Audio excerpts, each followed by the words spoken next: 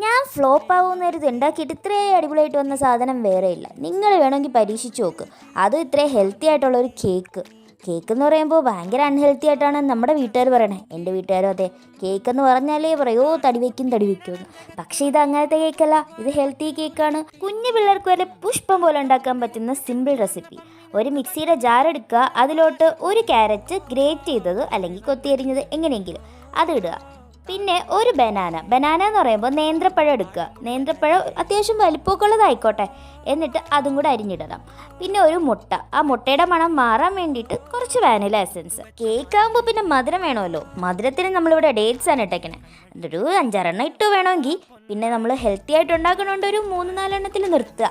ഇതെല്ലാം കൂടെ നല്ലപോലെ അരച്ചതിന് ശേഷം ഒരല്പം സോഡാപ്പൊടിയും ഒരു നുള്ളുപ്പും കൂടി ഇട്ട് ഒന്നും കൂടെ അടിക്കുക. പിന്നെ നമ്മൾ കേക്ക് ഉണ്ടാക്കുന്ന സ്ഥിരം പരിപാടി, പാത്രത്തിൽ എണ്ണ തടവുക, ആ ബാറ്റർ ഒഴിക്കുക, ചൂടാക്കാൻ വെക്കുക. ഓവനുള്ളവർ ഓവനിൽ വെക്കുക, അല്ലാത്തവർ കുക്കറിൽ വെക്കുക. നമ്മൾ കുക്കറിൽ വെച്ചു. അയ്യോ മറന്ന് കുറച്ച് ചോക്ലേറ്റ്സ്, ഡാർക്ക് ചോക്ലേറ്റ്സ് അതിൻ്റെ പുറത്ത് വിതറിക്കൊടുക്കുക ഒരു ഭംഗിക്ക്. അപ്പോൾ നമ്മുടെ കേക്ക് റെഡിയായി. നല്ല പൂ പോലത്തെ കേക്കാണ്, നല്ല ടേസ്റ്റാണ്. എല്ലാവരും ഉണ്ടാക്കി വെക്കുക, എന്നിട്ട് അഭിപ്രായം പറയുക. പിന്നെ സബ്സ്ക്രൈബ് ചെയ്യാത്തവർ സബ്സ്ക്രൈബ് ചെയ്യണം, മറക്കരുത്. അപ്പോൾ അത്രയേ ഉള്ളൂ. ഓക്കെ, ടാറ്റാ.